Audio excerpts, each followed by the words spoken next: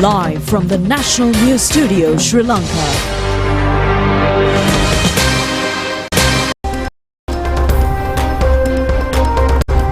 Bringing you the news from Sri Lanka and across the world. It's your national news broadcast on Sri Lanka Rupavahini Corporation. I'm Siobhan Pereira. A very good evening, and I'm Kinza Farooq. Let's take a look at your headlines for tonight.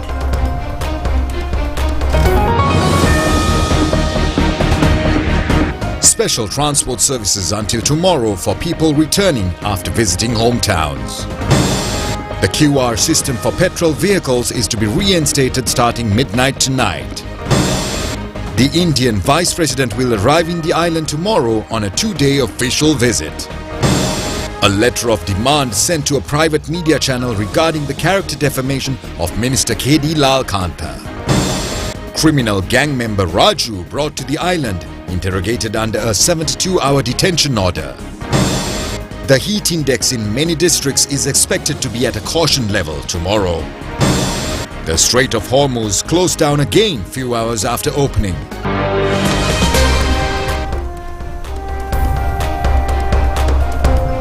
Now in your top story tonight, special bus and train services are being implemented to enable the return to the city of the general public who had left for villages for the new year. Now it has also been reported that many additional bus and train services have been deployed other than the normal journeys. The Sri Lanka Transport Board says around 4,700 SLTB buses have been added to the passenger transport fleet today and tomorrow.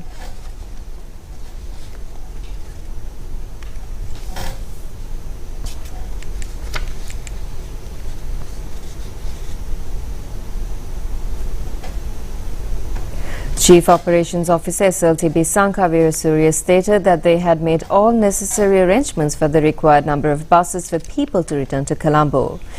He added that they were conducting special supervision with officers from the main office visiting relevant areas to deploy buses for the required services. Sherin Aturao Korala, Director Operations, National Transport Commission, stated that although they had designated the special New Year service period until April 20th, they were prepared to deploy buses beyond the date if there were further passenger demands. Asanka Samarasinghe, Superintendent of Railways, Railway Department, stated that they had planned to operate several special turns in addition to the regular schedule on today and tomorrow. He noted that the Jaffna Night Mail, Trincomalee Night Mail, Batiklo Intercity, Meenagaya Night Mail, as well as the Galu Kumari and Ruhunu Kumari trains would operate as usual. Furthermore, he stated that they plan to run the normal train schedule on the morning of the 20th. Regional Manager SLTB Kandy Sanat Prasanna Kumara stated that they were bringing in buses from the Kandy region and surrounding areas to deploy them based on passenger demand and behavior patterns. He explained that due to the unavailability of certain train services, they were organizing a fleet of buses to meet the specific requirements and ensure proper transport for the public. Holidays are over and the QR system is back.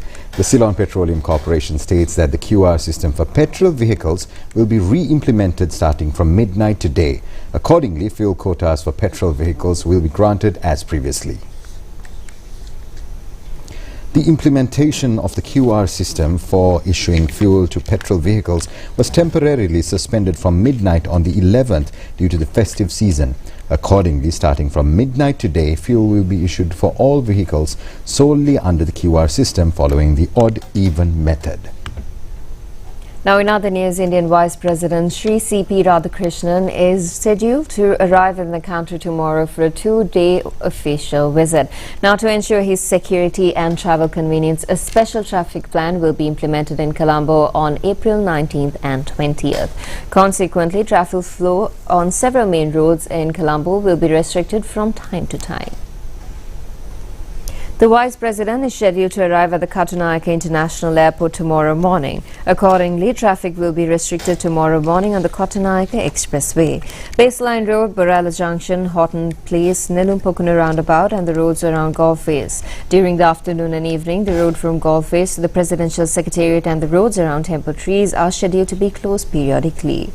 The Police Media Division has announced that a special traffic plan will also be in effect on the day after tomorrow along the routes used by the Indian Vice President. The police advise the public to use alternative routes during these specified times. In more local news, Minister Lal Kanta says enough is enough. Now, Minister of Agriculture, Livestock, Land and Irrigation K.D. Lal Kanta has sent a letter of demand for 10 billion rupees to a private media channel regarding a news report broadcast recently that was allegedly defamatory to his character. The media unit of the Ministry of Agriculture states that this letter of demand was issued in response to the media channel's misuse of its platform to circulate false information regarding the minister's assets and liabilities statement, thereby damaging his reputation and obstructing his future political journey. Minister K.D. Lal Kanta has issued the letter of demand stating that the private media channel in its news broadcast on or around the 16th published a false and malicious news item by using and misinterpreting the assets and liabilities statement submitted by him. It points out that the information contained in the assets and liabilities statement submitted by him has been distorted. The letter of demand highlights that the claims made by the relevant media organization calculating and stating that the total gross in value of the minister's declared assets exceeds 460 million rupees are completely false. The letter of demand further notes that in addition to the television broadcast, the media organization took steps to edit and publish a separate news video on other media and digital platforms managed by them. The video specifically highlighted the headline, "Minister Lal has assets beyond 460 million. Properties worth 64.5 million received through gift deeds in the assets and liabilities statement." Accordingly, the damage caused to the minister's reputation due to the publication of the relevant media organization has been estimated at 10 billion rupees. Minister Lal Kanta's lawyer has informed the media house to pay this amount within 7 days of receiving the letter of demand. The letter of demand also informs that as an organization operating under a government-issued license using public property specifically frequencies, the media institution must act with due care and accountability. It further notes that not even a minimum effort was made to obtain any clarification from the client before publishing the news. Consequently, as it is clearly evident that the public property frequencies is being misused for private political agendas, the letter of demand is issued without prejudice to the right to represent to the relevant authorities that the broadcasting licenses issued to the media organization should be cancelled. It further warns that if the request made in the letter is not met, legal action will be filed to recover the compensation along with legal interest and court costs. Sobana Handi Sanat De Silva, alias SF Raju, was brought to the island from India yesterday. Now, he was brought to the Kattanayak airport by a team of police officials. The police say that he will be placed under detention and interrogated for a period of 72 hours. SF Raju, a member of organised gang of criminals, is a brother of criminal named Karadeniya Sutta. Raju has been accused on many charges, including carrying out killings, attempted killings and aiding such murders in the police division's area of Mitiagoda, Karadeniya, Alpitiya and Balapitiya. Raju is a gangster subjected to 15 open warrants, 26 travel bans and red notices of the Interpol. The Indian security divisions have arrested him while hiding in New Delhi. The suspect has been handed over to the Central Criminal Investigation Bureau for further investigations. 35,400 foreign cigarettes valued at 5.53 million rupees have been taken into the custody of the customs. The customs say a businessman who attempted to leave the airport by concealing the contraband in 2 travel bags was arrested. It also says 110 e-cigarette machines found in his possession were also apprehended. Meanwhile, an Indonesian national who had in his possession a stock of e-cigarettes with a value of over 1.6 million rupees was also taken into custody by the customs.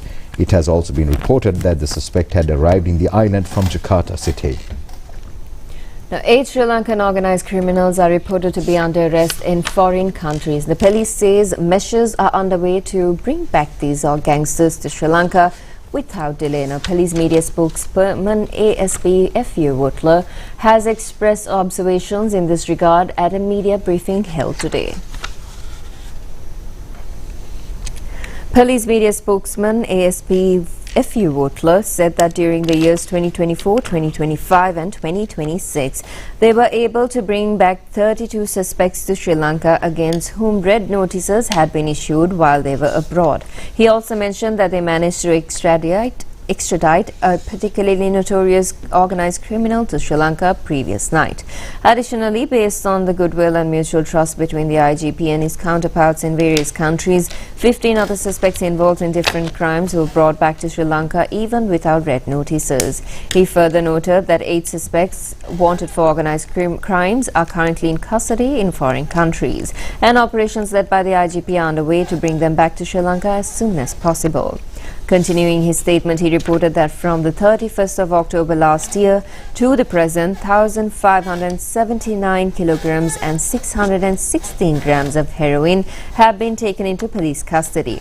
During the national operation, 1,975 kilograms and 970 grams of ice, 5,115 kilograms and 716 grams of cannabis, and 1,104,911 narcotic pills were also seized. He emphasized that at a time when arrest, searches and interrogations have been intensified, the guidance and cooperation of the public remain essential. Now, the Strait of Hormuz has been abruptly shut down by Iranian authorities just hours after its reopening was announced following a months-long closure.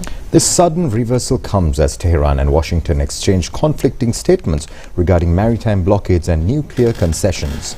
The renewed closure has already sent shockwaves through global energy markets, threatening to reverse a brief stabilization in crude oil prices as well. The Iranian government officially announced the reclosure of the Strait of Hormuz on Saturday night, despite earlier assurances from the Iranian foreign minister that the strategic waterway had been reopened for commercial shipping. This decision appears to be a direct response to assertions made by US President Donald Trump, who emphasized that the naval blockade on Iranian ports remains in full effect until all bilateral dealings with Iran are 100% finalized. In a sharp diplomatic rebuke, Iran characterized the ongoing US blockade of its ports as an act of maritime piracy. While the strait has been briefly opened exclusively for commercial vessels, Iranian state television clarified that the strict ban on warships remains operational.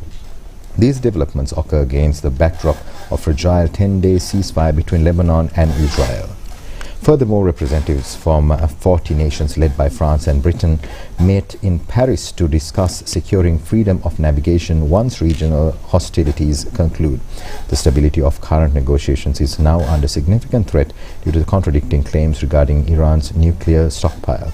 While President Trump stated that Tehran has agreed to several conditions, including the transfer of its uranium stocks to the United States, the Iranian foreign ministry has categorically denied these reports, maintaining that they will not surrender their uranium to any foreign power under any circumstance. This diplomatic friction has immediate economic consequences, although global crude oil prices dropped by 10% following the initial news of the strait's opening and the subsequent reclosure that has triggered a renewed upward trend in market prices. Now, more local news coming up after this short break.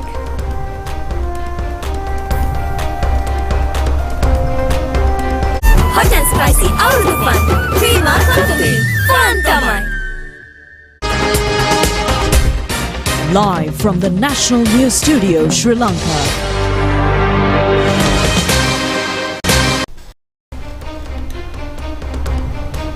Welcome back. IGP Priyantha Veerasurya says that the police department has not been subjected to any form of politicization and the present government has laid the environment for it to act independently. Now, he has made these remarks after receiving blessings from the Mahanayakatheras of the Malvata and Askiri chapters in Kandy this morning. The IGP has called on the Mahanayakathera Askiri chapter Most Venerable Varkagoda Sri Jnanaratna Thera and the Mahanayakathera of the Malvata chapter Most Venerable Tibbatuave Sri Sumangala Thera. He has also met the Anunayakathera Askiri chapter Venerable Narampannave Sri Ananda Thera and Anunayakathera of the Malvata chapter Venerable Dimbul Kumbure Sri Vimala Dhamma Thera. IGP Priyantha Veerasurya said that a conducive environment has been created to enforce the law without any external pressure. He emphasized that this represents a move toward independence from political influence rather than politicization. He further noted that the government has granted approval to recruit 10,000 personnel and the preliminary work for this is currently underway. He mentioned that 200 sub-inspectors would be recruited the following day, with nearly 1,000 more expected to be hired before the end of the month. Additionally, approval has been granted to recruit a further 4,000 to 5,000 personnel in the future. He also highlighted that a gazette has already been issued to recruit 2,500 police constables and the measures have been taken regarding future promotions. The Ministry of Buddha Sasana, Religious and Cultural Affairs has issued a statement regarding the detention of 360 copies of 4 books authored by Deepachelvam Pradeepan by Sri Lanka Customs during the importation process. Now, the statement notes that due to certain issues regarding these books, they have been referred to the Ministry of Defence to obtain recommendations based on their professional guidance. Although the Ministry of Buddha Sasana, Religious and Cultural Affairs holds no legal responsibility over the books, a meeting was held yesterday at the ministry premises presided over by the minister and attended by the author and several other parties due to the sensitivity of the matter towards the cultural sector. During the meeting, the Director General of Sri Lanka Customs focused on the procedures and legal status followed regarding the books, stating that recommendations from the Ministry of Defence have also been received. Deepachelvam Pradeepan also expressed his view on his creative work. Meanwhile, the Sri Lanka Arts Council and the Literary Sub-Council stated that they would submit their observation as well. Writer Kaushalya Kumarasinghe stated that a social discussion has arisen regarding the situation following the detention of several works by Deepachelvam by the customs. He explained that within the custom procedure it takes some time to conduct investigations and release them. He noted that there is a public opinion regarding the release of these works. His opinion was to attempt to create a false image of the government in his regard was meaningless. Veteran writer Kamal Pereira mentioned that as the Literary Sub-Council and the Arts Council of Sri Lanka, they have appointed a committee comprising experts in Sinhala and Tamil languages and seniors with knowledge of literature. He stated that they had already presented their views and recommendations to the Minister of Cultural Affairs. Veteran poet Ravi Siriwardana remarked that from their perspective, the current disclosure appeared to be a discussion characterized by malicious insults conducted without proper awareness of the facts. Veteran writer Kirti Valisarage emphasized that a writer's freedom of speech and expression was not being censored in the country at present and that none of the 4 works in question had been banned. He explained that currently only an investigation into those works was being conducted. He observed that some people, without having even seen the books or knowing their content, were making various irresponsible statements. He strongly urged the individuals to refrain from disturbing the peaceful society by spreading false ideas such as claiming that freedom of expression has been abolished.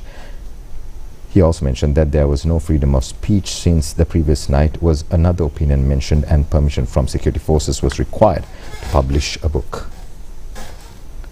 Now, even though the Aruthi season comes to an end, the mist-clad hills of Nuwara have come alive with the vibrant colors of the annual April Blooms flower exhibition, a cornerstone of the 2026 Spring Festival. Now, enthusiasts and tourists from across the country have gathered at the Victoria Park Gardens to witness this spectacular display of botanical artistry.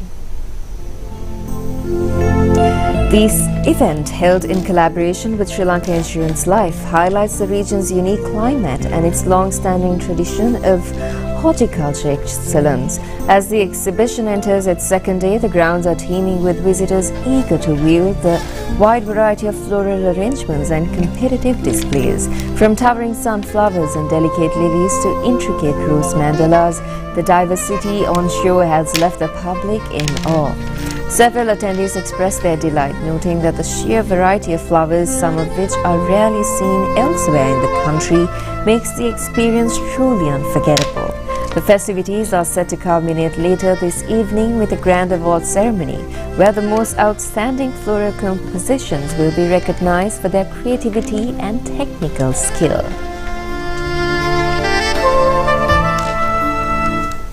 Now, in a historical gesture of spiritual diplomacy, the Venerable Katugastata Uparatanathera has visited the White House to lead a special blessing for global peace invited by the U.S. administration. The high-ranking Sri Lankan monk presided over a multi-tradition Buddhist ceremony aimed at easing current international tensions.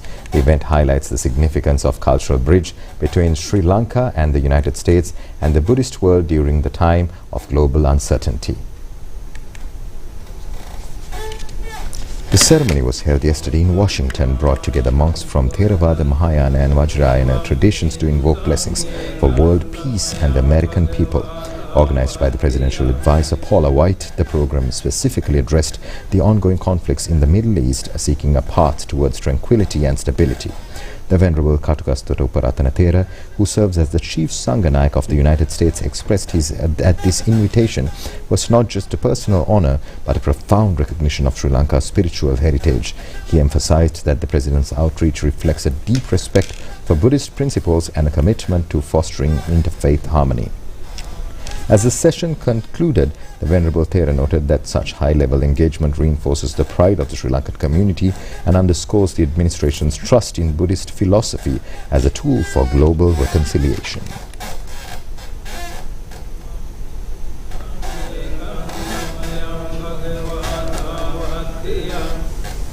In your weather news for tonight, the Department of Meteorology has issued an advisory notice for tomorrow regarding the prevailing hot weather conditions. The department informs the public to remain vigilant in this regard. Tomorrow, the heat index, the temperature felt on the human body, is expected to be at a high level in the northern, north central, northwestern, western, Sabaragamuwa, eastern and southern provinces, as well as in certain areas of the Munaragala district. Therefore, it is advised to drink plenty of water and rest in shaded areas as much as possible. Instructions have also been given to look after the elderly and the sick and to avoid leaving small children inside vehicles. And we're going to a short break. When we come back, foreign news on the other side. Unlock the full potential of your dollars with a Ceylon personal foreign currency account and enjoy exclusive benefits.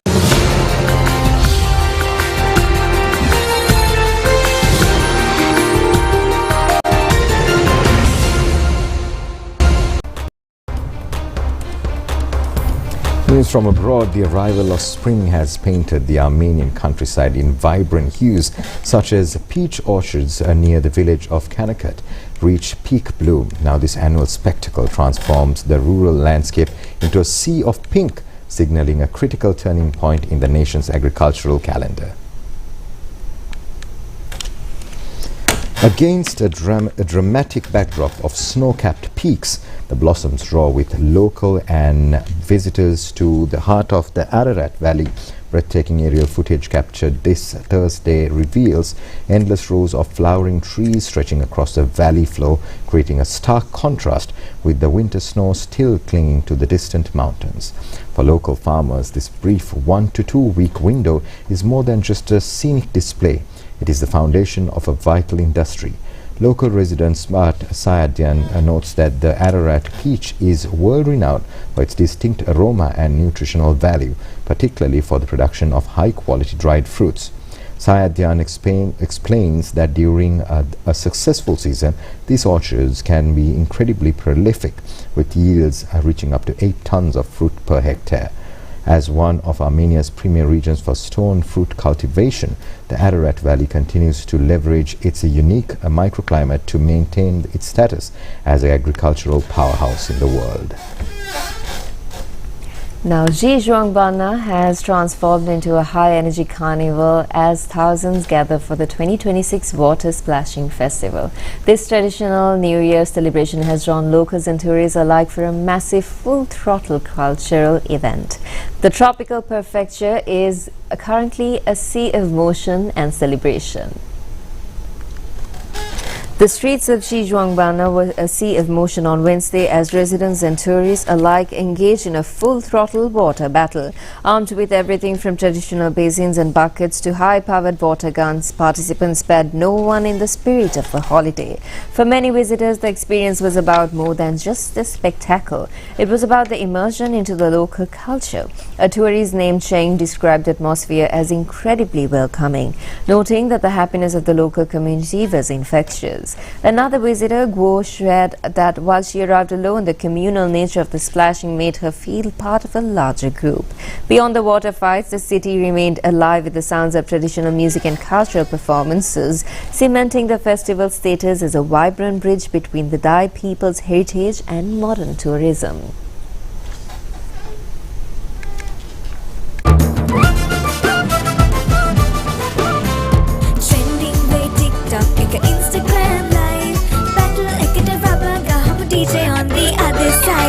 Hot and spicy, out of the fun.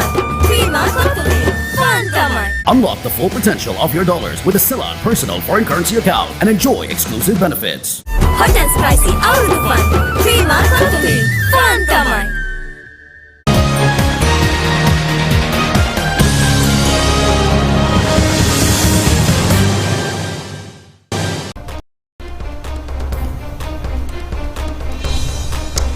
In your sports news, the T20 Under-19 women's match between Sri Lanka and Australia in the triangular cricket tournament has ended today, with Sri Lanka securing a 3-run victory.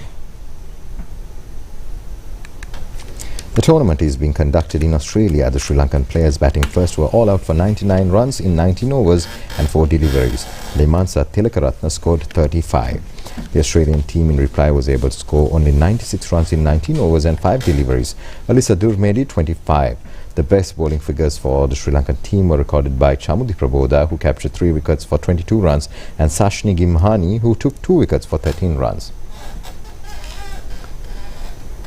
Well, that was a look at your news here at Sri Lanka Rupavahini Corporation. I'm Siobhan Pereira together with Kenza Farooq. Wish you a pleasant evening and a great weekend. Good night.